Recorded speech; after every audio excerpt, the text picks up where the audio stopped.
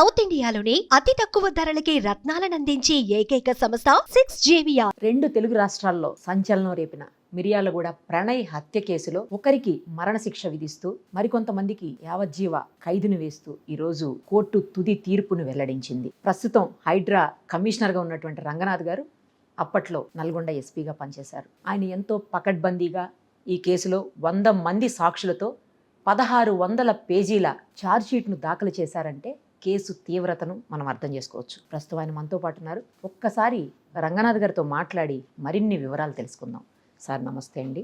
నమస్తే సార్, ఈరోజు ఏదైతే కోర్టు తీర్పు ఇచ్చిందో ప్రణయ్ అమృత కేసు విషయంలో, దాంట్లో ఇంత గట్టిగా స్ట్రాంగ్గా మీరు ఛార్జ్షీట్ దాఖలు చేయగలిగారు కాబట్టే, విచారణ చాలా పకడ్బందీగా చేయగలిగారు కాబట్టే ఈరోజు ఈ శిక్షలు పడ్డాయి కనుక పోలీసులు 100% ఇందులో విజయం సాధించారు. ఎస్పెషల్లీ రంగనాథ్ గారు కాబట్టే ఇంత స్ట్రాంగ్గా ఇన్వెస్టిగేషన్ చేయగలిగారు. ఇంకొకరైతే ఏం జరిగేదో అని బయట చర్చ నడుస్తోంది. సో ఆ విషయంలో మిమ్మల్ని అభినందించి తీరాల్సిన అవసరం ఉంది సార్, ఎవరైనా కూడా. సో మీకు ఎలా అనిపిస్తోంది? ఇలాంటి కేసులు ఆఫ్ కోర్స్ మీరు చాలా చూసే ఉంటారు, బట్ ఇంత దారుణమైనటువంటి కేసుని, ఇన్ని పేజీల ఛార్జ్షీట్ని దాఖలు చేసిన కేసు ఇంకొకటి ఉందా సరే ఏదైనా మీ దాంట్లో మీరు చేసిన? రైట్, ఈ కేసు మీరు అన్నట్టుగానే this was a very sensational case.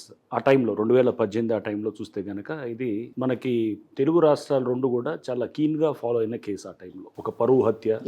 దీంట్లో బేసికల్గా అంటే చాలా ఫ్యాక్టర్స్ కూడా అప్పుడు ఎందుకు ఫాలో అయ్యారు అనేది కూడా మేము ఒకసారి అనలైజ్ చేసాం. అసలు ఎందుకు ఇంత లోతుగా, ఎందుకు ఇంత పబ్లిక్ ఇంత కీన్గా ఎందుకు ఫాలో అవుతున్నారు? వీళ్ళిద్దరూ కొంత అంటే అమ్మాయి అమృత అండ్ అబ్బాయి ప్రణయ్ కూడా దేవర్ ఆల్ గుడ్ లుకింగ్ ఉండేవాళ్ళు కొంత. దాంతోపాటు ఎఫ్లూయెంట్ బ్యాక్గ్రౌండ్, అంటే అమ్మాయి ఏమో కొంత డబ్బున్న నేపథ్యం, అగ్రకుల నేపథ్యం, పిల్లవాడు ఒక మిడిల్ క్లాస్ బ్యాక్గ్రౌండ్ నుంచి and or lower middle class background నుంచి ఒక దళిత కుటుంబానికి సంబంధించిన వాళ్ళు. తండ్రి వచ్చేసి అతను మారుతిరావు అని చెప్పేసి అతను చాలా అంటే రియల్ ఎస్టేట్ బ్యాక్గ్రౌండ్ నుంచి వచ్చి బాగా డబ్బు సంపాదించి, ఒక బిడ్డ అంటే అమితమైన ప్రేమ ఉండదు, లేకలేక కలిగిన అమ్మాయి. అండ్ దీంతో పాటు అప్పుడు దాంట్లో ఇన్వాల్వ్ అయినటువంటి ఎవరైతే అక్యూజ్డ్ ఉన్నారో వాళ్ళంతా కూడా చాలా తీవ్రమైన బ్యాక్గ్రౌండ్ ఉన్నవాళ్ళు, క్రిమినల్ బ్యాక్గ్రౌండ్. అంటే మనకి చూస్తే కనుక అస్గర్ అలీ దాంట్లో A3 ఏదైతే ఉన్నారో ఈ ప్రణయ్ హత్య కేసులో, అతను A1 in Hiren Pandya case. ఇది నరేంద్ర మోడీ గారు సీఎంగా ఉన్నప్పుడు, గుజరాత్ ముఖ్యమంత్రిగా ఉన్నప్పుడు వారి క్యాబినెట్లో హిరేన్ పాండ్యా అని ఉండేవారు. ఆ మంత్రివర్గ సహచరుని అక్కడ అహ్మదాబాద్లో రోడ్డు మీద కాల్చి చంపడం అనేది ఇతను చేస్తాడన్నమాట. ఒక పార్క్లో జరుగుతుందన్నమాట మర్డర్. సో అక్కడ ఈ అస్గర్ అలీ దాంట్లో ఆ కేసులో A1 అన్నమాట. అండ్ ISI బ్యాక్గ్రౌండ్ ఉన్న అతను, ISI ట్రైన్డ్ ఇతను మూలాలు ఉన్నటువంటి అతను. ఇతనికి సహకరించింది కూడా దీంట్లో A4 ఉన్నటువంటి భారీ అదే కేసులో, ఇది హిరణ్ పాండే కేసులో A11 కూడా అనమాట. అంటే A1 ఏమో అస్గర్, దాంట్లో హిరణ్ పాండే కేసులో A11 భారీ, అహ్మద్ భారీ. ఇక్కడికి వచ్చేటప్పటికి వాళ్ళు దీంట్లో కూడా ముద్దాయిలు అనమాట. అంటే వీళ్ళ నేపథ్యం క్రిమినల్ బ్యాక్గ్రౌండ్ అంతా బ్యాక్గ్రౌండ్ ఉంది. అండ్ వీళ్ళకి చాలా కేసెస్లో, అంటే ఇది ఒకటే కాదు, ఇంకా చాలా మర్డర్ కేసెస్లో చాలా వాటిల్లో కూడా వీళ్ళు ఇది ఉన్నది. సో వీళ్ళకి తెలుసు సిస్టమ్ని ఎలా వీళ్ళు సపోర్ట్ చేయాలి, సిస్టమ్ని ఎలా మేనేజ్ చేయాలి, ఎలా దొరకకుండా తప్పించుకోవాలి అనేది తెలుసు. అండ్ ఒక పక్కన మారుతిరావు ఏమో డబ్బున్న వ్యక్తి. అతను ఏంటంటే ఎంతవరకైనా వెళ్ళగలుగుతాడు, డబ్బుని కోట్లాది రూపాయలు వెచ్చించి దీంట్లో supari killing, hired killing, contractor కిల్లింగ్ని తీసుకొని రావటం. Day 1 నుంచి ఇతను ఎక్కడ దొరకకుండా సాక్ష్యాలు కూడా ఫస్ట్ నుంచి కూడా వాళ్ళు ప్లాన్డ్గా ఉన్నారన్నమాట. సో మీరు చూస్తే కనుక మనకి ఈ అన్నింటిలో కూడా పోలీస్కి ఒక రకమైన ఛాలెంజ్ అనమాట. సో ప్రొఫెషనల్ ఛాలెంజ్గానే తీసుకున్నాం దాన్ని. చక్కగా మాకున్నటువంటి టీం అప్పుడు అక్కడ స్థానికంగా ఉన్నటువంటి DSP శ్రీనివాస్ మిర్యాలగూడ, స్థానికంగా ఉన్న ఇన్స్పెక్టర్స్, ఇంకా ఇతర టీమ్స్, SIలు, టాస్క్ ఫోర్స్ వాళ్ళు, కానిస్టేబుల్స్ అందరూ కూడా, plus along with guidance from మాకు స్టీఫెన్ రవీంద్ర గారు, వారు వచ్చేసి మాకు IGగా ఉన్నారు, అప్పుడు DGగా మహేందర్ రెడ్డి గారు ఉండేవారు. సో వీళ్ళందరూ కూడా అందరి సహకారంతో మేము దీన్ని చాలా లోతుగా దర్యాప్తు చేసి కేసు దర్యాప్తే మాకు దాదాపు 9 నెలలు పట్టిందనమాట. అంటే జరిగిన ఇన్సిడెంట్ మీరు చూస్తే కనుక సెప్టెంబర్ 14, 2018 మధ్యాహ్నం 12ంటికి ప్రణయ్ని నరుకుతారు. రోడ్డు మీద ఒక వ్యక్తి వచ్చేసి నరకటం చేస్తాడు అనమాట. ప్రణయ్ అనే అతను, అమృత ఇద్దరు కలిసి హాస్పిటల్కి వెళ్తూ, అక్కడ ఇది హాస్పిటల్ మిర్యాలగూడ 1 టౌన్ లిమిట్స్ ఉన్న హాస్పిటల్కి వెళ్తున్నప్పుడు ఈ అమ్మాయి అప్పుడు ప్రెగ్నెంట్ ఉన్నట్టుంది సార్. అమ్మాయి ప్రెగ్నెంట్ అయితే భర్త తీసుకువెళ్తాం, చెకప్ కోసం చెకప్కి వెళ్ళినప్పుడు అక్కడ ఎంటర్ అవుతున్నప్పుడు హాస్పిటల్లో అక్కడ నరకటం జరుగుతుంది. అది రోడ్డేనా సార్? అప్పటికి ఇంకా హాస్పిటల్ ప్రిమిసెస్ కాదు, హాస్పిటల్ ఎంటర్ అవుతుంటారు. జస్ట్ మీరు చూస్తే CC ఫుటేజ్ అది క్లారిటీ లేదు సార్. సో అతను నడుస్తూ వెళ్ళి స్పీడ్గా వెళ్ళి నరుకుతున్నది CC ఫుటేజ్లో క్యాప్చర్ అవుతుంది. సో మాకు అది తప్ప ఇంకెటువంటి లీడ్స్ లేవు. ఇంకా అదొక్కటే ఉంది. అదొక్కటే ఆధారం. అతనికి మారుతిరావుకి ఎటువంటి సంబంధం ఉండదు అసలు. Okay. మారుతిరావుకి ఎటువంటి కాల్ కాంటాక్ట్స్ ఉండదు.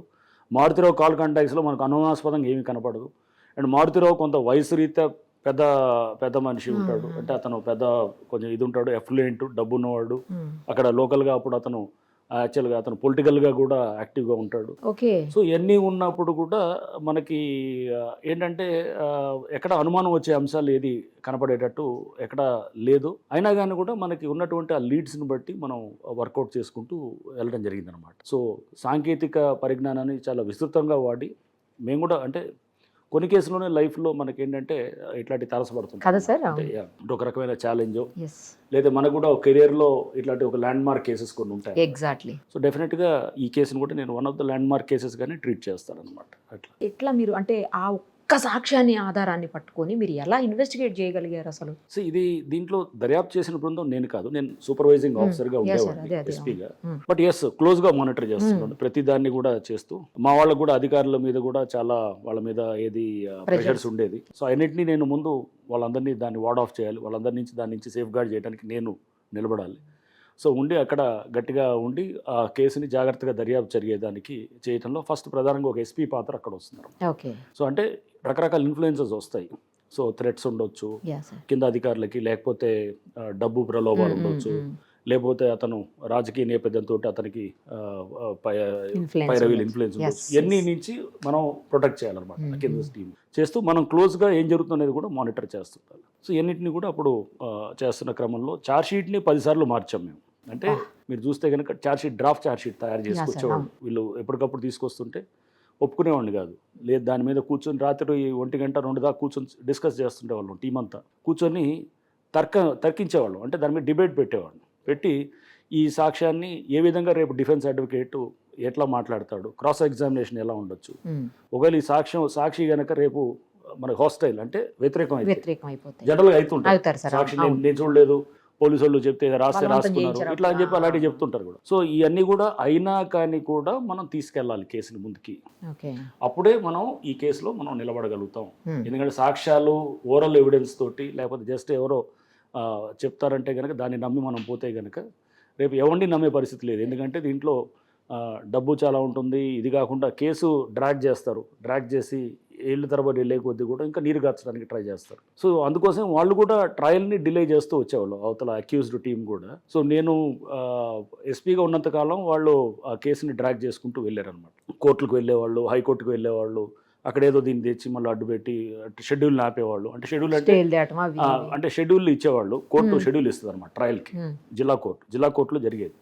ఇచ్చినప్పుడు ఆ షెడ్యూల్ ఇచ్చినప్పుడు వెంటనే వాళ్ళు ఏం చేసేవాళ్ళు, దాన్ని ఏదో చిన్న పెట్టేసి మళ్ళీ లీగల్ టీం వాళ్ళ అడ్వకేట్స్ వెళ్ళేసి హైకోర్టులో దాన్ని మళ్ళీ పక్కన పెట్టి కొంచెం డిలే చేసేవాళ్ళు. మళ్ళీ మేము దాన్ని ఖాళీ చేయించుకోవడానికి, వెకేట్ చేయించుకోవడానికో లేకపోతే దాని మీద మళ్ళీ కొంత చేయించడానికో కొంత దాన్ని మళ్ళీ ట్రాక్లో తీసుకురావడానికి కొంత టైం పడుతుండేది. సో ఇవన్నీ దాదాపు నేను ఎస్పీగా అక్కడ 4 ఏళ్ళు ఉన్నప్పుడు, అంటే 2019లో జరిగినటువంటి ఛార్జ్షీట్ ఇది, 19 జూన్లో. 2021 డిసెంబర్ దాకా కూడా ట్రయల్ స్టార్ట్ కాలేదు. అంటే ఛార్జ్షీట్ పట్టిందా సార్? అందుకోసం 2.5 ఏళ్ళు వాళ్ళు ఆపుకున్నారు. నేను కానీ లేదా మా డిఎస్పీ అక్కడ ఆఫీసర్స్, ఇన్స్పెక్టర్స్ అందరు మారేదాకా.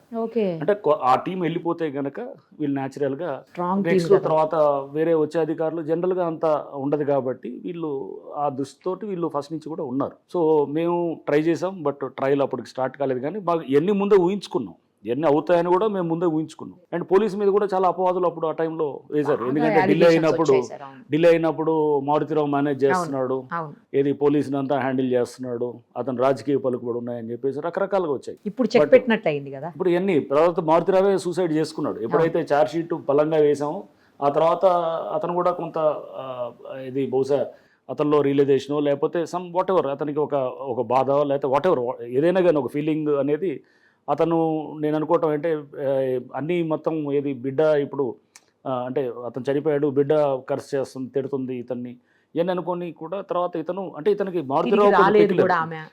మారుతిరావు కొంత ఏంటంటే అమితంగా ప్రేమించాడు వాళ్ళ బిడ్డని. ప్రేమించినప్పుడు అంత దీనిలో అంటే చివరికి ఏ రకంగా ఉండేదంటే ఆ అమ్మాయిది ఒక 15-20 అడుగుల కట్అవుట్ ఒకటి ఇంట్లో పెట్టుకున్నాడు అన్నమాట, ఫ్లెక్సీ పెట్టి పొద్దున్న లెగిస్తే చూసుకునేటట్టు ఫోటో ఆ అమ్మాయి చూసుకోవటం, అంత ప్రేమ ఉండేది. బట్ ఆ ప్రేమ ఉండటం పిల్లల మీద తల్లిదండ్రులకి ప్రేమ ఉండటం ఉండొచ్చు. ఇది కొంచెం ఎక్స్ట్రా అంటే చాలా ఏళ్ళ తర్వాత అమ్మాయి చాలా లేట్గా ఉండొచ్చు. బట్ పిల్లల్ని ఎలా హ్యాండిల్ చేయటం అనేది కూడా అది చాలా ఇంపార్టెంట్. ఆ విషయంలో Exactly. మారుతిరావు బహుశా సరిగా అంటే అతను హ్యాండ్లింగ్లో ప్రాబ్లమ్స్ ఉన్నాయని అనిపించింది నాకు. అంటే రియల్ ఎస్టేట్గా డబ్బు సంపాదించడంలో అతను బాగా సక్సెస్ అయి ఉండొచ్చేవి, కానీ ఒక పిల్లల మనస్తత్వాన్ని తెలుసుకోలేకపోవటం, ఒక టీనేజ్ ఇష్యూస్లో వచ్చేటటువంటి టీనేజ్ సైకాలజీని తెలుసుకోలేకపోవటం, బిహేవియర్ని అనలైజ్ చేయలేకపోవటం, ఈ అనేది నాకు అక్కడ చాలా క్లియర్గా మాకు ఆ ఇష్యూలో అర్థమయ్యింది అనమాట. సో ఇట్లాంటి ఇష్యూస్ వచ్చినప్పుడు మేము అంటే ఆ ఇష్యూని కేసుని కేసులాగా చూడడం, ఈ సమాజంలో ఉన్న ఒక ప్రాబ్లమ్గా తీసుకున్నప్పుడు ఒక క్రైము, దీన్ని ఎందుకు చేయాల్సి వస్తుంది, ఒక మనిషి ఎందుకు ఇలా బిహేవ్ చేస్తాడు, ఒక తండ్రిగా ఇతను ఎందుకు ఇలా బిహేవ్ చేశాడు, ఒక టీనేజ్లో ఉన్నటువంటి అమ్మాయి అలా ఎందుకు బిహేవ్ చేసింది, ప్రణయ్ ఎందుకు అలా బిహేవ్ చేస్తుంది, ఇవన్నీ కూడా తెలుసుకోవడానికి ట్రై చేస్తాం అన్నమాట. ఒక సైకాలజికల్ యాంగిల్లో వాళ్ళ మైండ్ సెట్ని అర్థం చేసుకోవడానికి, ఇంకా లోతుగా సమాజం గురించి అర్థం చేసుకోవడానికి, అంటే క్యాస్ట్ క్లాస్ ఎలిమెంట్స్ ఎలా ఆపరేట్ అవుతాయి సిస్టంలో, సొసైటీలో, ఇవన్నీ కూడా తెలుసుకోవడానికి, దాని ద్వారా మనకు ఇంకా బెటర్గా ప్రొఫెషనల్గా కూడా మనం చేయడానికి, ఇంకా ముందు వచ్చే ఇష్యూస్ని హ్యాండిల్ చేయడానికి కూడా ఇవన్నీ కూడా దోహదపడతాయి. కానీ సార్ ఇప్పుడు ఈ పర్టికులర్ కేసులో అందరూ లాస్ అయ్యారు. ఎందుకంటే ప్రణయ్ చనిపోవటం అమృత లాసు, తన కొడుక్కి లాస్, తండ్రి లేడు, భర్త లేడు, తర్వాత వాళ్ళ తండ్రికి వచ్చేసరికి కొడుకు లేడు, తర్వాత ఈమె తల్లికి వచ్చేసరికి భర్త లేడు, ఈమెకు తండ్రి సేమ్ భర్త కూడా. అవును, ఇంతమంది అంటే ఒక రకంగా చూస్తే మీరు అన్నది ఎవరు దీంట్లో లాభపడ్డదని చూస్తే కనుక ఎవరు లేదు, అందరు నష్టపోయారు. అదే కదా సార్. ప్రణయ్ని కోల్పోయి బాలస్వామి తండ్రి తల్లిదండ్రులు వాళ్ళు నష్టపోయారు, భర్తను కోల్పోయి తండ్రిని కోల్పోయి ఈ అమ్మాయి నష్టపోయింది, భార్యని కోల్పోయి అంటే మన మారుతిరావుని కోల్పోయి వాళ్ళ భార్య కోల్పోవటం, ఇదంతా కూడా చిన్న పిల్లోడు, ఇప్పుడు అతను తండ్రి లేడు, ఎవరు లేరు అతనికి అనేటట్టు. అంటే ఇవన్నీ కూడా చూస్తే దేనికోసం అల్టిమేట్గా అంటే ఒక సమస్యని మనం హ్యాండ్లింగ్ చేసే విధానం సరిగా లేనప్పుడు ప్రాబ్లమ్స్ ఏ విధంగా మనల్ని కమ్ముకుంటాయి, ఆ ప్రాబ్లమ్స్ కమ్ముకున్నప్పుడు మనం ఎలా బయటపడాలి అనేది, కానీ ఏదో మనం నీజర్క్ రియాక్షన్ లాగా ఏదో తొందరపడి ఒకటి అమ్మాయి కనుక ఏదో లవ్ ఉందని చెప్పేసి ఇన్ఫాచ్యుయేషన్ తోటి, అంటే నార్మల్ టీనేజ్లో ఒక అమ్మాయి హార్మోనల్ చేంజెస్ వస్తుంటాయి. 13-14 ఏళ్ళప్పుడు అమ్మాయిల్లో అమ్మాయిలు కానీ అబ్బాయిలో కానీ హార్మోనల్ చేంజెస్ అవుతుంటాయి. అది న్యాచురల్ ప్రాసెస్. అది ఈ ప్రాసెస్ వచ్చేటప్పటికి కొంత వాళ్ళకి టీనేజెస్లో హార్మోనల్ చేంజెస్ వచ్చేటటువంటి కొంత ఫీలింగ్స్లో కూడా మార్పు ఉంటుంది, ఎక్కువ అట్రాక్ట్ అయ్యేటటువంటి ఇది ఉంటుంది. వాళ్ళు ఎస్పెషల్లీ లీగల్ బార్స్ ఉన్నటువంటి 18 years అనేది ఒక లీగల్ బార్ అనుకొని వాళ్ళు అది అయ్యేదాకా వెయిట్ చేసేటటువంటి వాళ్ళు ఉంటారు. వాళ్ళకి ఆ టైంలో అతను అబ్బాయికి అమ్మాయి, అమ్మాయికి అబ్బాయి తప్ప వేరే విషయాలు కనపడవు వాళ్ళకి. అంటే ఓన్లీ లవ్ అనేది తప్ప, ఇన్ఫాచ్యుయేషన్ అనేది తప్ప వేరేది ఉండదు. ఇవన్నిటినీ ఉంటాయి. అప్పుడు ఆ టైంలో ఒక తండ్రి వాళ్ళు ఎలా ఆలోచన చేస్తుంటారు, తండ్రి చూస్తే కనుక అతను ఒక బిడ్డకి మంచి భవిష్యత్తు ఇవ్వాలని చెప్పేసి అతను అనుకుంటాడు. తండ్రిగా అతను అనుకోవడం తప్పులేదు, పిల్లల్లో ఈ సైకాలజీ ఏదైనటువంటి న్యాచురల్ ప్రాసెస్. ఇవన్నీ ఉన్నప్పుడు మనం ఒకళ్ళు ఎలా హ్యాండిల్ చేయాలనేది ఇస్ ద ఇంపార్టెంట్ ఇష్యూ. ఒక తండ్రి పిల్లల్లో అలాంటి చేంజెస్ వస్తున్నప్పుడు మనం అది గమనించి దాన్ని ప్రాసెస్ ఏమన్నా వాళ్ళు చేస్తే కనుక మనం తొందరపడి అతను వెంటనే ఏదైనా పెళ్లి చేస్తాను లేకపోతే ఇదని అన్నప్పుడు వాళ్ళు న్యాచురల్గా ఏం చేశారు, వాళ్ళు వెళ్ళిపోయి ఆర్య సమాజంలో వెళ్ళి పెళ్లి చేసుకుంటాగా ఇంకా అతను రియాక్ట్ అవుతూ న్యాచురల్గా ఏం చేశాడు, అతను కూడా తర్వాత హైడ్ కిల్లింగ్కి ఇదంతా చేయటం అనేది. అంటే పిల్లలు ఈయన ఒక తప్పు చేస్తున్నాడు, పిల్లలు ఇంకో తప్పు చేస్తున్నారు, దానికి రియాక్షన్ అవుతూ ఇతను ఒకటి చేస్తున్నాడు, వాళ్ళు దానికి రియాక్ట్ అవుతూ పిల్లలు చేస్తున్నారు. అంటే అంత రియాక్షనరీగా అంటే రియాక్టివ్ పద్ధతిలోనే జరుగుతూ వచ్చింది తప్ప కానీ ఇష్యూని జాగ్రత్తగా అర్థం చేసుకోవటంలో అనేది అది నాకు అక్కడ సంథింగ్ అక్కడ మిస్సింగ్ అని అనిపించింది అనమాట. Correct sir. అండ్ సొసైటీలో ఇష్యూస్ లైక్ క్యాస్ట్ అనేది ఉంటుంది. నేను మారుతిరావుని అడిగాను కూడా ఆ రోజు. మీరు దీనికి ముందు మాట్లాడారంట కదా సార్, అసలు ఈ ఇన్సిడెంట్ ముందు కూడా మీరు మారుతిరావుతో మాట్లాడినట్టు మాట్లాడినప్పుడు కూడా అప్పుడు కూడా అడిగాను మారుతిరావుని. అంటే మారుతిరావు చాలా స్పష్టంగా చెప్పాడు, సార్ నాకు మా కులంలో, అంటే అతను వైశ్య కులం, వైశ్య కులంలో ఎవరో చిన్నవాడు పేదింటివాడు అయితే కనుక నేను ఎందుకు ఇస్తాను నా బిడ్డని, ఇవ్వను. దళితుడైనా కానీ ఒక రేపు ఐఏఎస్ ఆఫీసరు లేకపోతే ఎవరు అతను ఏదో అమెరికాలో ఉంటాడు లేకపోతే ఏదో బాగా అఫ్లూయెంట్ ఉంటాడు, బాగా డబ్బు ఉన్నవాడు ఉంటే కనుక అతనికి ఇస్తాను అనేటువంటి. అంటే అప్పుడైతే అదేది అంత స్థాయిలో ఉంటే, అది కూడా ఫస్ట్లో అతను ఏంటంటే చేసిన దాన్ని చాలా సమర్థించుకుంటూ వచ్చాడు మేము మాట్లాడినప్పుడు. తర్వాత క్రమేపీ అతను ఏంటంటే అతను బాధపడటం, నేను తప్పు చేశాను అనేటువంటిది అనేది పశ్చాత్తాపం రియలైజ్ అయింది లేదు కానీ, బట్ మా దగ్గర అయింది. బట్ బయట మళ్ళీ వచ్చేసి మళ్ళీ మేనేజ్ చేయడానికి, సాక్షులను మేనేజ్ చేయడానికి ట్రై చేస్తుండేవాడు. తప్పే అయిపోయింది, మేనేజ్ చేయడానికి ట్రై చేశాడు. తర్వాత నేను మళ్ళీ పిలిచాను కూడా, పిలిచి నేను అతను కూడా హెచ్చరించాను, కేసు కూడా పెట్టాం. విట్నెసెస్ని కొంతమందిని ఏదో థ్రెటన్ చేయటం అది చేస్తుంటే కూడా ఒక కేసు కూడా పెట్టి అది కూడా చేసాం. తర్వాత మళ్ళీ ఛార్జ్షీట్ అయిన తర్వాత అతను సూసైడ్ చేసుకున్నాడు మారుతిరావు. బాధపడ్డాం ఆ రోజు. అరే అంటే ఏదైనా ఉండొచ్చు లైఫ్లో, రకరకాల ఇష్యూస్ అవుతుండొచ్చు కానీ, బట్ అటువంటిది ఎవరికైనా కానీ కూడా అది అయినప్పుడు తప్పకుండా బాధపడి అరే ఇట్లా ఇతను అంటే ఇతను హ్యాండ్లింగ్లో అంటే ఇతను ఒక సమస్యని ఎలా పరిష్కరించాలో తెలియక దాన్ని సతమతమయ్యి ఇతను ఫైనల్గా అతను లైఫ్ని ముగించుకున్నాడు. అందరిని కూడా అతను ఆ విధంగా ప్రాబ్లంలోకి తోసాడేమని అనిపించింది అనమాట. అంటే అతనితో పాటు అంటే పిల్లల్లో ఇవన్నీ పెద్దవాళ్ళుగా మనం ఇవన్నీ గమనించాలి, ఎలాంటి అనలైజ్ చేయాలి. ఎలా ప్రాబ్లం వచ్చినప్పుడు ఏదైనా ఇదనే కాదు, ఏ ప్రాబ్లం వచ్చినా కానీ కూడా ఆ విధమైనటువంటి అప్రోచ్ ఉంటేనే అంటే దాన్ని ప్రాబ్లమ్స్ అందరికీ వస్తుంటాయి. సమస్యలు మనుషులు కాకుండా ఎవరికి రావు. సో సమస్యల నుంచి బయటపడటం అనే దానికి పరిష్కారం మనం ఎలా ఉండాలనేది ఎత్తుక్కోవాలి తప్ప కానీ ఆ సమస్యను ఇంకా జటిలం చేసే వైపు తీసుకెళ్ళటం అనేది చేయకూడదు. కానీ మారుతీరావు లాంటి ఒక అంటే అక్కడ సాధారణమైన వ్యక్తే కదా, అతనికి ఐఎస్ఐ ఉగ్రవాదులు లాంటి వాళ్ళతో పరిచయాలు ఉన్న లింక్స్ ఉన్నటువంటి వ్యక్తులతో అసలు ఎలా సార్ మీరు ఎలా ఇన్వెస్టిగేట్ చేయగలిగారు? మారుతీరావు అక్కడ రియల్ ఎస్టేట్ డీలింగ్స్ ఉండేవాడు, ల్యాండ్ ఇష్యూస్లో వాటిల్లో వెళ్తుండేవాడు. అతనికి భారీ అని చెప్పేసి అతనితోటి పరిచయం. భారీ ఇతను కలిసి ఒక కేసులో ఒక ల్యాండ్ ఇష్యూలో కూడా ఉన్నారన్నమాట. అది మామూలుగా ఏదో ఇతను సహకారం తీసుకున్నట్టుంది, భారీ సహకారం. 2012లో జరుగుతుంది ఆ కేసు అనమాట. అది జరిగితే ఆ కేసు మీద వాళ్ళు అతను కోర్టుకి వస్తున్నప్పుడు ఇంకాస్త పరిచయం ఏదో జరుగుతుంది. సో వాళ్ళిద్దరికి అట్లా పరిచయం అయితే భారీ అనేవాడు అతను నోటోరియస్ క్రిమినల్. భారీకి అస్గర్ అలీ తోటి కాంటాక్ట్ ఉంటుంది. అస్గర్ అలీ నల్గొండ టౌన్లో ఉంటాడు. అతను ఇంతకుముందు ఐఎస్ఐ ట్రైనింగ్ తీసుకొని ఇదంతా కూడా ఉన్నాడు. అస్గర్ అలీ అంతకుముందే చాలా కేసెస్లో ఉన్నాడు. అస్గర్కి ఇతనికి కాంటాక్ట్ ఉండటంతో అస్గర్ని అప్రోచ్ అవుతాడు. అస్గర్ అలీ నెక్స్ట్ ఏంటంటే అతను మొత్తం దీంట్లో కర్త కర్మ క్రియ అంతా అస్గర్. అతను స్కెచ్ మొత్తం అతనే వేస్తాడు, ప్లాన్ అంతా వేసి తర్వాత అతను ఈ శర్మని సుభాష్ శర్మని ఇతన్ని ఎంగేజ్ చేయటం చేసి అతన్ని ముందు పెట్టి వీళ్ళంతా వెనకాల స్కీమింగ్ అంతా వీళ్ళు చేయటం చేసి బయట వీళ్ళు ఎక్కడ కనపడరు, ఎక్కడ వీళ్ళ కాల్స్ రావు, ఎక్కడ ఉండదు. బట్ ముందు ఉండి ఆపరేట్ చేసేది సుభాష్ శర్మ ఉంటాడు అన్నమాట. సో ఇది చాలా పగడ్బందీగా ప్లాన్డ్గా అంటే వీళ్ళంతా ఎందుకంటే ఆరితేరిన క్రిమినల్స్. వీళ్ళు దొరకకుండా ఉండడానికి వీళ్ళు అన్ని ప్రయత్నాలు చేశారు. అంటే ఎక్కడ ట్రేసెస్ కూడా వదలకుండా అనమాట. ఆ ట్రేసెస్ కూడా వదలకుండా చేశారు. దాన్ని తీయడానికి మాకు చాలా కష్టపడాల్సి వచ్చింది. ఆ ట్రేసెస్ కానీ కాల్ డేటాస్ ఉండవు, ఎక్కడ కూడా ఏది దొరకదు. ఎలా మాట్లాడుకున్నారు సార్ వీళ్ళందరూ? ఉంటుంది, రకరకాల ఇతర సిస్టమ్స్ ఉండేవి, అన్నింటిలో ఉండేది. అన్నింటినీ కూడా తర్వాత తీసి ఫోరెన్సిక్ ల్యాబొరేటరీలో కూడా అనలైజ్ చేసి తర్వాత అంటే ప్రతి అంశాన్ని కూడా క్షుణ్ణంగా తీసుకొని ఇదే చెప్తున్నాం కదా, గేట్ ప్యాటర్న్ అని ఉంటుందన్నమాట. ఇప్పుడు మీరు చూసారు, నడుస్తూ సుభాష్ శర్మ నరుకుతాడు. నరికినప్పుడు ఒక పద్ధతిలో నడుచుకుంటూ వస్తాడు. అదే ప్రతివాడికి ఇప్పుడు మీకో పద్ధతి ఉంటుంది, నాకో పద్ధతి ఉంటుంది, నడిచే పద్ధతి ఒకటి అంటూ ఎవరికైనా.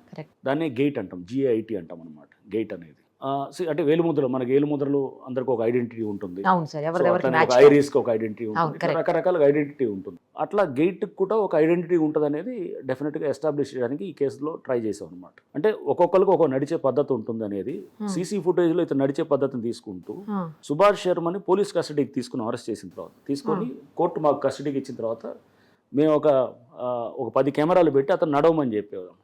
నడుస్తూ అతన్ని నడుస్తున్నప్పుడు స్పీడ్గా నడుస్తున్నప్పుడు అతన్ని చేస్తున్నప్పుడు దాన్ని రకరకాల సార్లు ఒక 5-6 సార్లు 10 సార్లు చేసినప్పుడు క్యాప్చర్ చేస్తుండేవాళ్ళం అన్నమాట. క్యాప్చర్ చేస్తూ దాన్ని 10 కెమెరాలతోటి క్యాప్చర్ చేసి దీన్ని మనం అతన్ని క్రైమ్ వీడియో ఏదైతే ఉందో దాంతో కంపేర్ చేస్తూ ల్యాబొరేటరీకి పంపిస్తే గేట్ ప్యాటర్న్ కూడా టాలీ అయిందనమాట. సో అట్లా అంటే ప్రతి అంశాన్ని కూడా మేము తీసుకొని టెక్నాలజీ పరంగా కూడా సైంటిఫిక్ ఎవిడెన్స్, బేసికల్ సైంటిఫిక్ ఎవిడెన్స్ అన్నిట్లు కూడా కాల్ డేటాలు అంటే కాల్ డేటాలు కాదు, ఈవెన్ వాళ్ళ వాట్సాప్ కమ్యూనికేషన్స్ ఉంటాయి, చాలా ఇతర సోషల్ మీడియా ద్వారా వాళ్ళు చేసిన కమ్యూనికేషన్స్ ఉన్నాయి.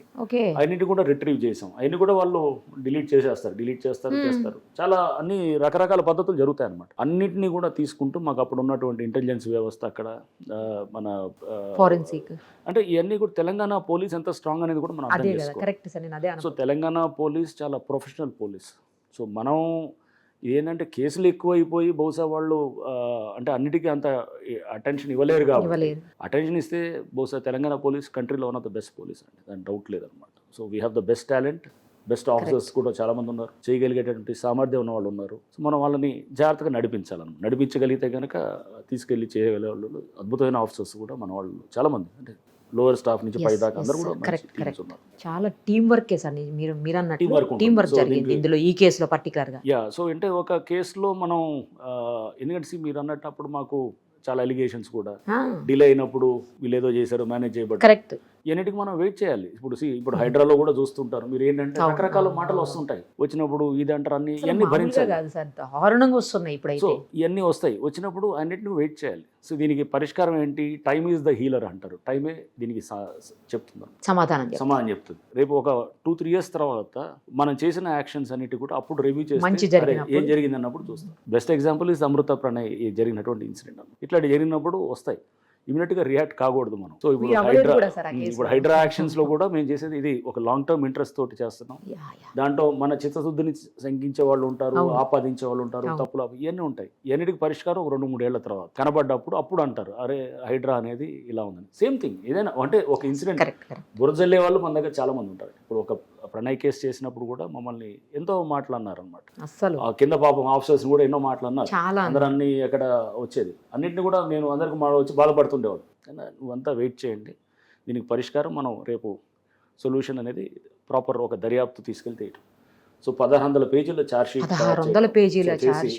అడ్వకేట్స్ కూడా చాలా మంది, అప్పుడు మా ప్రాసిక్యూటర్స్ కూడా చూశారు కేసు అంతా చూసి, చాలా వాళ్ళు అందరూ కూడా సార్ చాలా పర్ఫెక్ట్గా చేశారు కేసు, ఎక్కడ ఎతకాలన్నా కానీ తప్పు దొరకట్లేదు ఎక్కడ అని చెప్పేసి అన్నట్టు. క్రాస్ ఎగ్జామినేషన్స్ అంటే నేను ట్రయల్లో నాకు అమృత వీళ్ళందరూ కూడా నేను ఫాలో అవుతున్నారు. బాలస్వామి ఉన్నారు, ఆయన కూడా వాళ్ళ తండ్రి, మా టీమ్స్ కూడా చెప్తుండేవాళ్ళు మా ఆఫీసర్స్. క్రాస్ ఎగ్జామినేషన్ ఒక ఇన్వెస్టిగేషన్ ఆఫీసర్ది 7 రోజులు చేశారు అనమాట క్రాస్ ఎగ్జామినేషన్. జస్ట్ అంటే మామూలుగా 1-2 గంటలు చేస్తారు, 7 రోజులు చేస్తారు. 2 రోజులు చేస్తారు, బాగా పెద్ద కేసులు అవుతాయి. సో 7 days క్రాస్ ఎగ్జామినేషన్ అయిందంటే అర్థం చేసుకోండి ఎంత స్ట్రాంగ్ గా వాళ్ళు ట్రై చేస్తున్నారు. అంటే ఎక్కడ దొరకట్లేదు, బట్ చాలా పగడ్బంది, వీళ్ళు కూడా ఆఫీసర్స్ కూడా అంతే పగడ్బందీగా ప్రిపేర్ అయ్యి వెళ్ళారు. So Srinivas is one of the good officers అనమాట. డిఎస్పీ అప్పుడు మిర్యాల కూడా ఉండేది అప్పుడు. సో ఆయనతో పాటు వాళ్ళ టీం అప్పుడు అందరు కూడా చాలా పగడ్బందీగా చేసి, అంటే గైడెన్స్ మనం ఒక అధికారిగా పైన గైడెన్స్ ఇవ్వాలి, కింద చేసేవాళ్ళు వాళ్ళు చేస్తుంటారు అనమాట. అలా చాలా కష్టపడ్డారు సార్. సో ఇది అందుకోసం వీ ఫీల్ సో హ్యాపీ. ఇందాక అమృత కూడా ఫోన్ చేసింది, సార్ కంగ్రాచులేషన్స్ అని చెప్పి అంటుంటే నేను మీరు కూడా కంగ్రాచులేషన్స్ అమ్మ, మీ అందరు కూడా ఫస్ట్ day 1 నుంచి ఎలా ఉన్నారు అలానే ఉన్నారు మీరు. అమృత ఆల్సో వాజ్ వెరీ స్ట్రాంగ్, అమ్మాయి కూడా నిలబడుతుంది, స్ట్రాంగ్ లేడీ. సో ఇప్పటికీ అమ్మాయి బిడ్డ కొడుకు పుట్టిన తర్వాత కూడా యూట్యూబ్ ఛానల్ అయ్యి చేస్తూ షీఈస్ మేకింగ్ సమ్ గుడ్ ఇది ఎర్నింగ్ అనుకుంటుంది, చేస్తుంది. అండ్ బాలస్వామి కూడా తండ్రి కూడా, ఆయన కూడా day 1 నుంచి చాలా స్ట్రాంగ్ ఉన్నాడు. ఎవరైనా మాట్లాడినా మా మీద పూర్తి నమ్మకంతో ఉండేవాడు అనమాట బాలస్వామి కానీ అమృత కానీ. ఎవరేమన్నా కానీ వాళ్ళు వచ్చి మాకు సార్ మేము ఉన్నామంటే మేము అనేవాళ్ళం అన్నమాట, ఇవన్నీ లేదమ్మా, దీనికి మనం టైం తోటి మనం చూపించి చేద్దాం అని. ఇప్పుడు దాన్ని ఎలా తీసుకెళ్ళటంతో బహుశా ఇది మంచి రిజల్ట్ అనేది అందరి ఏజెన్సీస్, అంటే పోలీసు వ్యవస్థలో సీనియర్ ఆఫీసర్స్, కింద ఉండే ఆఫీసర్స్, ప్లస్ ప్రాసిక్యూషన్లో ఉన్నటువంటి ప్రాసిక్యూటర్స్, జ్యుడిషియరీ కూడా, వాళ్ళు కూడా ట్రయల్లో అది వాళ్ళు అంటే వాళ్ళు సరే వాళ్ళు ఇండిపెండెంట్గా ఉంటారు, వాళ్ళు ఎక్కడ కూడా ఇదేం లేదు కానీ వాళ్ళు ఇండిపెండెంట్గా డెసిషన్స్ తీసుకుంటారు. కానీ బట్ వాళ్ళు కూడా ఏంటంటే ఎవిడెన్స్ మీద బేస్ అయ్యి ప్రాపర్ సైంటిఫిక్ ఎవిడెన్స్ తీసుకొని చేయటం, సాక్షులందరూ కూడా నిలబడటం మాకు, ఎస్పెషల్లీ ఫ్యామిలీ వాళ్ళు. 100 మందిని వేసినట్టున్నారు సార్ మీరు సాక్షులుగా అందులో? చాలా మంది, దాదాపు నాకు తెలిసి 81 ఎంతమంది ఉన్నారు. అదే 100 అని విన్నాను, ఐ డోంట్ రిమెంబర్ కానీ సాక్షులు ఎంతమంది అనేది. బట్ దిస్ వాస్ ఒక క్లాసిక్ కేసు ఇది, అన్ని అంశాలు ఉన్నటువంటి కేసు. సో అందుకోసం ఈ కేసుకి కావాల్సినటువంటి అప్పుడు బహుశా ఎక్కువ దానికి అంటే పబ్లిక్ కూడా ఎక్కువ కనెక్ట్ అవ్వటం. ఇంటర్నేషనల్ నుంచి కూడా వచ్చి మిమ్మల్ని అప్పుడు వాషింగ్టన్ పోస్ట్ నుంచి ఒక లేడీ జర్నలిస్ట్ కూడా వచ్చారు, వచ్చేసి ఈ కేసు కోసం వచ్చి ఇంటర్వ్యూ చేసి తర్వాత it was published in Washington post. So అంటే ఈ కేసు ఆ రేంజ్లోకి వెళ్ళటానికి కూడా ఈ ఫ్యాక్టర్స్ అన్నీ కూడా ఉన్నాయన్నమాట. ఉండి చేయటంతో we also took it as a very ఒక ప్రెస్టీజ్గా తీసుకుంటూ, సో ప్రెస్టీజియస్ కేసు అండ్ జాగ్రత్తగా దీన్ని హ్యాండిల్ చేయాలి. ఈ కేసులో ఎక్కడ కూడా ఫెయిల్ అయితే కనుక రకరకాల మాటలు వచ్చేది. ఒకవేళ కనుక ఎక్విటల్ అయ్యి అందరికీ శిక్షలు పడలేదు మీరు ఆలోచన చేయండి ఎట్లా ఉండదు, అంతే కదా సార్. సో ఇప్పుడు మేము ట్రయల్ కోర్టులు చాలా ఇంపార్టెంట్ కోర్టు, ట్రయల్ కోర్టు, జిల్లా కోర్టు, వాళ్ళు 6 ఏళ్ల తర్వాత మనకి చేసి మొత్తం చేసి ఇచ్చినారు. రేపు హైకోర్టుకి అప్పీల్కి వెళ్తారు వీళ్ళు, అపోలు వెళ్తారు, అదంతా ఇక రాజ్యాంగ పరంగా వాళ్ళకు ఉండేటువంటి హక్కులన్నింటినీ తీసుకుంటారు. హైకోర్టు సుప్రీంకోర్టుకు వెళ్ళొచ్చు. హెల్త్ బాగలేదు, మమ్మల్ని క్షమించండి, మమ్మల్ని ఎక్విట్ రాజ్య చేయండి అని రాష్ట్రపతి అడుగుతున్నారని విన్నాం సార్. ఇది కూడా ఉంటుంది, పార్డనింగ్ పవర్స్, పాడు రకరకాలు ఉంటాయి అదంతా issues. అడుగుతున్నారని. అన్ని రకరకాలు జరగవచ్చు. సో అన్ని కూడా అన్నిటికీ వాళ్ళు రాజ్యాంగపరంగా ఉన్నటువంటి వాళ్ళ హక్కుల్ని వాళ్ళు ఎవరు కాదనలేము కాబట్టి they will utilise all those. ఇప్పుడు హైకోర్టుకి వెళితే ఒకవేళ ఒకరికి క్యాపిటల్ పనిష్మెంట్ వచ్చింది కదా సార్, అదే మరణ శిక్ష వచ్చింది కదా, వాళ్ళు మళ్ళీ లైఫ్ ఇంప్రిజన్మెంట్ గా చేంజ్ చేసే ఛాన్సెస్ కూడా ఉంటాయా సార్? ఉండొచ్చు, వారు కన్ఫర్మ్ చేయొచ్చు, లేదు, వారు same ఇంకా confirm చేయొచ్చు. లైఫ్ ఇచ్చిన వాళ్ళకి డెత్ కూడా ఇవ్వచ్చు, అలా కూడా ఉండొచ్చు.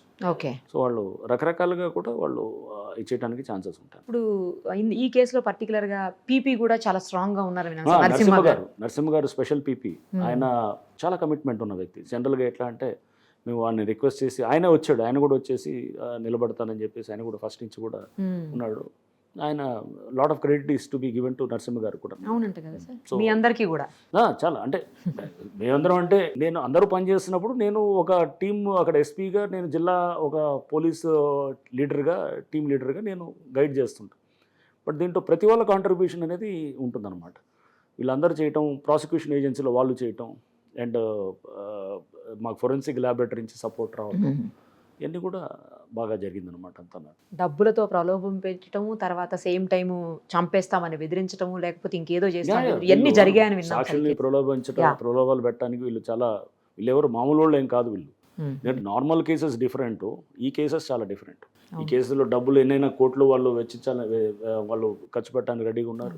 ప్లస్ భయం ఎంతవరకు అయినా కానీ చంపటం అని, ఎందుకంటే వీళ్ళ పెద్ద నెట్వర్క్ ఉంటుంది, వీళ్ళు భయం పెట్టడానికి కూడా ఉంటుంది.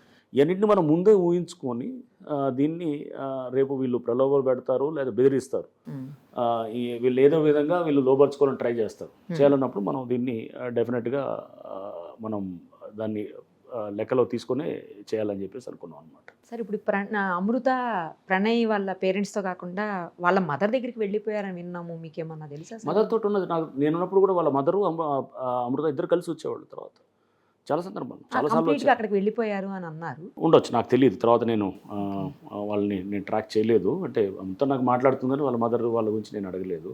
బట్ బహుశా వాళ్ళు కలిసి మంచి రిలేషన్షిప్ ఉన్నది అనమాట వాళ్ళందరికీ. సో వాళ్ళ అని నేను అంటే నాకు అనిపించింది. అప్పుడు వాళ్ళ మదరు అమృత ఇద్దరు కూడా కలిసి నా దగ్గరికి, నేను ఎస్పీగా ఉన్నప్పుడు కూడా కలిసి వస్తుంది. నేను 2021 డిసెంబర్ దాకా ఉన్నాను. 21 డిసెంబర్ వరకు నేను డిఐజీ అయిన తర్వాత కూడా అక్కడ ఎస్పీగా కూడా అక్కడ కంటిన్యూ అయ్యారు. కొద్ది కాలం చేసి దాదాపు ఒక 1.5-2 years ఉన్నాం. అప్పటికి కూడా ట్రయల్ రానివ్వట్లేదు అనమాట. అది ఉన్నంత రోజులు ట్రయల్ డిలే చేసుకుంటూ వెళ్తూ అంటే లీగల్ ప్రాసెస్ని ఎలా ఆపచ్చు, సపోర్ట్ చేయాలనేది చూస్తుంటారు అన్నమాట. అవతల వాడు ఇవన్నిట్లో మధ్యలో పెట్టి చేయాలని ట్రై చేస్తున్నారు. బట్ ఫైనల్గా న్యాయం గెలిచింది అనేది ఏంటంటే ఆనందం ఉందన్నమాట. 100% న్యాయం గెలిచిందని ఇప్పుడు అది అందరూ అదే మాట్లాడుతున్నారు సార్. రంగనాథ్ గారు కాబట్టి ఆ కేసు ఇంత స్ట్రాంగ్ గా అన్ని సబ్మిట్ చేసి, ఇండివిజువల్ గా నేనేం అలా లేదు. Ranganath or some individual it doesn't matter. రేపు అదే అనేది ఎవ్రీబడి దీంట్లో అందరినీ కలిపి తీసుకెళ్ళాలి. ఆఫీసర్స్ అందరిలో మంచి చేయాలనే ఉంటుందండి తప్పన. కలిపి తీసుకెళ్ళటం అనేది ప్రతివాడు ఒకటి ఎనర్జీ ఇంకొకటి ఎనర్జీ కలిపి 1+1 ఈజ్ గ్రేటర్ దెన్ 2 అంటాను అనమాట నేను ఎప్పుడైనా. అది ఎప్పుడైనా కానీ ఆ ఎనర్జీస్ని మనం ట్యాప్ చేసి తీసుకెళ్తే కనుక అందరూ సమిష్టిగా నేను అనుకోవటం ఇది అందరి విజయం. అండ్ డెఫినెట్గా ఇన్వెస్టిగేషన్ చేసిన టీం విజయంగా నేను తీసుకుంటాను. బేసిక్గా ఇన్వెస్టిగేట్ చేసిన కన్సర్న్ ఆఫీసర్స్ వాళ్ళది నేను ఐ కుడ్ గైడ్. ఒక క్లోజ్గా ఒక ఎస్పీగా నేను గైడ్ చేయగలిగాను. నన్ను కూడా పైనుంచి నా సీనియర్స్ కూడా నేను గైడ్ చేశారు. ఇట్లాంటి ఇంపార్టెంట్ కేసెస్లో తలా ఒక చేస్తే తప్ప ఈ కేసులో అంతేలేండి సార్. సార్ ఇందులో ఇప్పుడు శిక్షలతో పాటు కాంపెన్సేషన్ కూడా ఏమన్నా ఇచ్చే అవకాశం ఉంటుందిగా? ప్రణయ్ అంటే ఉంటుందా ప్రణయ్ తల్లిదండ్రులకు కానీ ప్రణయ్ భార్య? నేను చూడలేదు అది యాక్చువల్గా జడ్జిమెంట్ నేను చదివితే నాకు అర్థమవుతుంది. అలా కూడా ఉండొచ్చా? అసలు ఉండొచ్చు, ఛాన్సెస్ ఉండొచ్చు కదా. ఛాన్సెస్ కంపెన్సేషన్ కూడా ఇవ్వచ్చు. ఆర్ అంటే ఫైన్ వేస్తారు, కంపెన్సేషన్ ఇవ్వరు కానీ ఫైన్ ఉంటుంది. ఆ ఫైన్ అనేది వీళ్ళకే కదా సార్? వీళ్ళకే అంటే ఫైన్ వాళ్ళకే వేస్తారు, గవర్నమెంట్ అంటే అది కోర్టుకు కట్టాలి అట్లా ఉంటుంది. కంపెన్సేషన్ అనేది అలా ఏం లేదు. కంపెన్సేషన్ డిఫరెంట్, మళ్ళీ వేరే లెవెల్లో మరి వేరే విధంగా మనం దాన్ని క్లెయిమ్ చేసుకోవడానికి. అంటే చనిపోయింది ఇప్పుడు దీంట్లో ఏం గవర్నమెంట్ ఇది కాదు కదా. సో వాళ్ళ మధ్యలో జరిగినటువంటి దీంట్లో కంపెన్సేషన్ క్లెయిమ్ చేయడంలో గవర్నమెంట్ పాత్ర ఏమీ ఉండదు. కానీ అంటే నాకు తెలిసి, ఐ డోంట్ నో కంపెన్సేషన్ ఎలా క్లెయిమ్ చేస్తారు కూడా నాకు పెద్ద దాని మీద స్పష్టత లేదు. కానీ బట్ అక్యూజ్డ్ మటుకు ఇది అలాంగ్ విత్ దీంతో పాటు ఫైన్ కూడా వేయడానికి ఫైన్ అది గవర్నమెంట్కి పే చేస్తారు. అట్లా కోర్టుకి పే చేస్తారు. గవర్నమెంట్ మీన్స్ కోర్టే కదా సార్. ఇప్పుడు ఈ కేసు ఏదైతే జరిగిందో మర్డర్ అనేది, ఆ మర్డర్ జరగడానికంటే ముందు మాకు థ్రెట్ ఉంది అని చెప్పేసి వీళ్ళు 2-3 సార్లు పోలీస్ స్టేషన్కి వచ్చి కంప్లైంట్ చేయడం, అప్పుడు ఆ సమయంలోనే మీరు పిలిచి వాళ్ళని అంటే మారుతిరావుని పిలిచి మీరు ఏమన్నా కౌన్సిలింగ్ ఇచ్చారా సార్? అది కూడా విన్నాం. రైట్. యాక్చువల్గా నేను 2018 మార్చ్లో నేను ఎస్పీగా వెళ్ళాను అక్కడికి. సార్ వెళ్ళిన రోజు నేను ఎస్పీగా ఛార్జ్ తీసుకున్న తర్వాత ఆ రోజు ఐజీ గారిని కలిశాను. First day Okay. కలిసినప్పుడు స్టీఫెన్ రవీంద్ర గారు ఉన్నారు. వారిని కలిసినప్పుడు వారు నాకు చెప్పారు, ఇది రంగనాథ్ ఇట్లా ఒక ఇష్యూ అవుతుంది అక్కడ మిర్యాలగూడలో. అప్పటికే 2 నెలలు అయింది, అమ్మాయి పెళ్లి చేసుకుని ఉంది. ఎవరు అమృత జనవరి 31, 2018 రోజు పెళ్లి చేసుకుంది. అక్కడ ఒక ఇష్యూ అవుతుంది. ఒక దళిత కురవాడు, అంటే ఎస్సీ కురవాడు, అతను మాలా కమ్యూనిటీ, అమ్మాయి వచ్చేసేమో వైశ్య కమ్యూనిటీ. ఒక ఇష్యూ బాగా వస్తుంది అక్కడ. వాళ్ళు థ్రెట్గా ఫీల్ అవుతున్నారు అమ్మాయి అబ్బాయి వాళ్ళు. ఓకే. సో కొంత మీరు ఏది జాగ్రత్తగా కేసుని చూడండి అని చెప్పారు. అంటే నాకు హింట్ చేశారు, ఒక ఐజీ హింట్ చేశారు అనమాట. ఓకే. హింట్ చేసినప్పుడు నేను వెళ్ళిన తర్వాత కూడా నేను మారుతిరావుని పిలిచాను.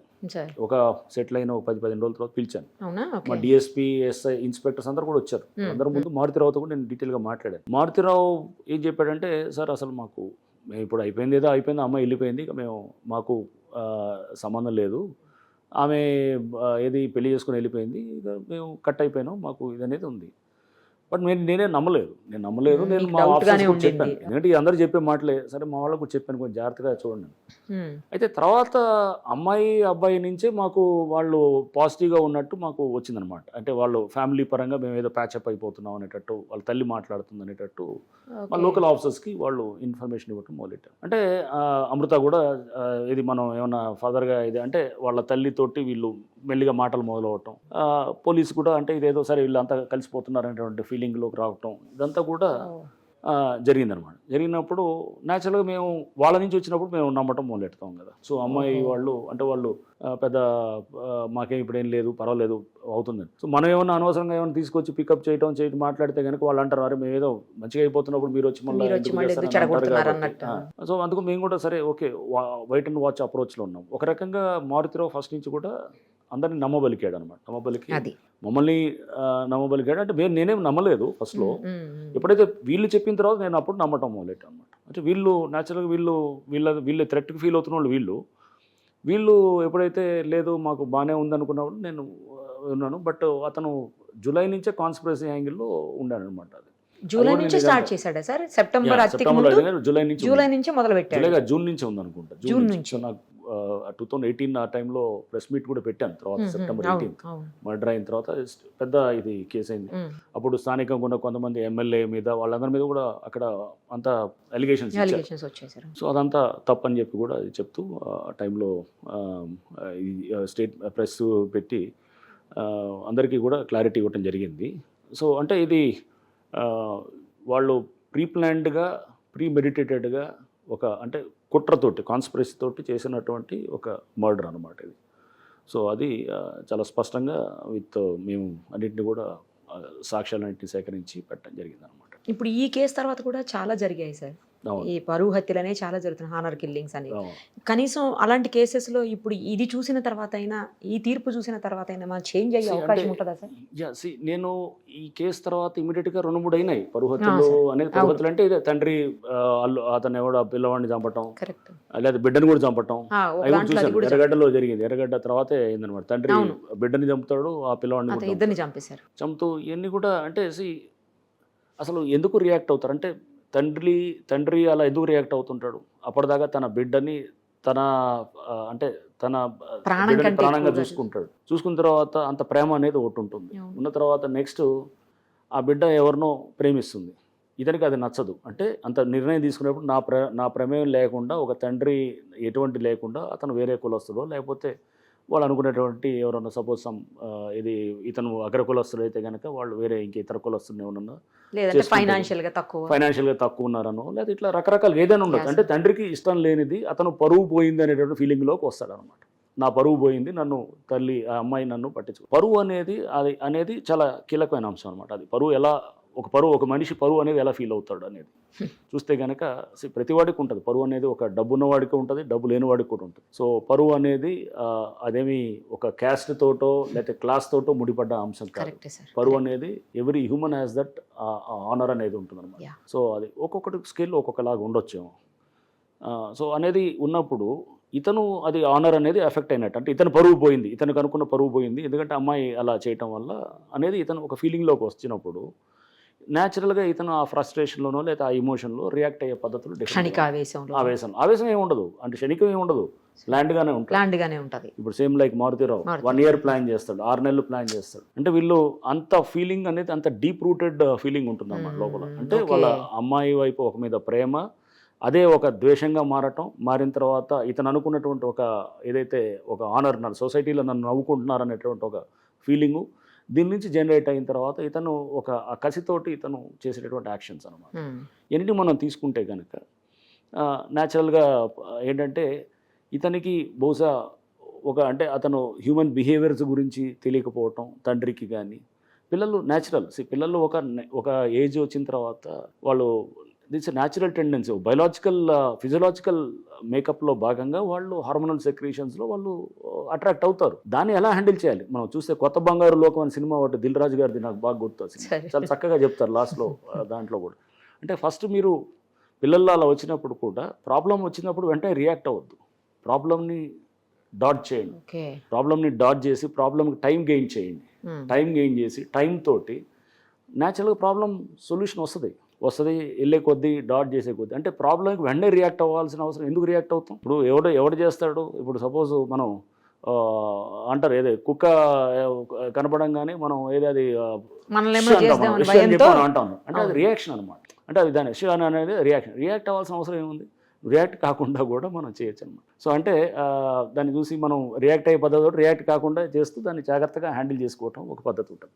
సో ఇవన్నీ కూడా ప్రాబ్లమ్ని ఎలా హ్యాండిల్ చేసుకోవాలనేది తెలిస్తేనే అవుతుంది. ఏదైనా కానీ ఇట్స్ నాట్ జస్ట్ నేను అనేది పిల్లల విషయంలోనే కాదు, ఏమైనా వచ్చినప్పుడు మనం వెంటనే ఫ్రస్ట్రేషన్లోకి వెళ్ళిపోయి ఎవడో సపోజ్ ఏదో ఉద్యోగం పోతుంది సూసైడ్ చేసుకునే టెండెన్సీ ఉంటుంది, లేకపోతే ఏదో సంథింగ్ ఏదో అప్పుల పాలు అవుతాడు, అప్పుల పాలే ఏదో ఉంటాడు, దానికి మనం వెయిట్ చేసి టైం తోటి దానికి మనం పరిపక్వత రావాలి, ఆలోచన చేయాలి, పక్కన 10 మందితో కన్సల్ట్ చేయాలి, చేసి మన వెల్ విషర్స్ ఉంటారు వాళ్ళతో డిస్కస్ చేయాలి. ఇవన్నీ చేస్తేనే ఐ థింక్ అక్కడ ఒక ఇష్యూని ఎలా హ్యాండిల్ చేయాలని మనకు తెలియకపోయినా కానీ 10 మంది మంచి వెల్ విషర్స్ మంచి పక్కన నీ శ్రేయస్సు గురించి నీ మేలు గురించి చేసేవాడు, అంతేగాని చులకని గారే నీ బిడ్డ లేచిపోయిందిరా అని ఇట్లా మాట్లాడేవాళ్ళు అలా కాకుండా అలా దీన్ని ఇలా చేద్దాం అనుకుని కాస్త ఆ పరిపక్వత ఉన్న వాళ్ళు ఈ పక్కన ఉన్నటువంటి సర్కిల్ ఉంటే కనుక డెఫినెట్గా వీళ్ళు ఇప్పటికి అందరూ బాగుండేవాళ్ళు, నేను కూడా బాగుండేది, అసలు పరిస్థితులు వేరుగా ఉండేవి కూడా. ఇప్పుడు ఇలాంటి తీర్పులతో కొంతమంది అయినా మారే అవకాశం ఉంటుంది?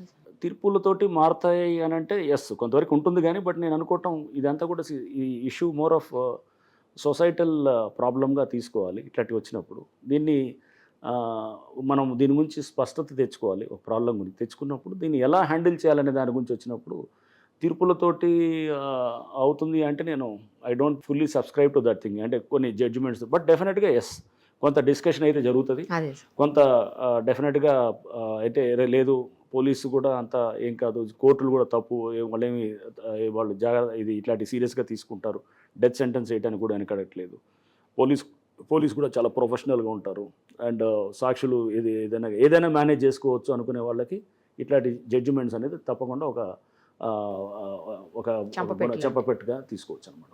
థ్యాంక్ యూ సార్, అన్నీ క్లియర్గా చెప్పారు. ఈ కేసులో అసలు ఏం జరిగింది మొదటి నుంచి కూడా అన్నీ చెప్పారు సార్. టైం తీసుకొని మీరున్న బిజీ స్కెడ్యూల్, ఎందుకంటే హైడ్రా ఎంత బిజీగా ఉందో ఇప్పుడు అందరికీ తెలుసు.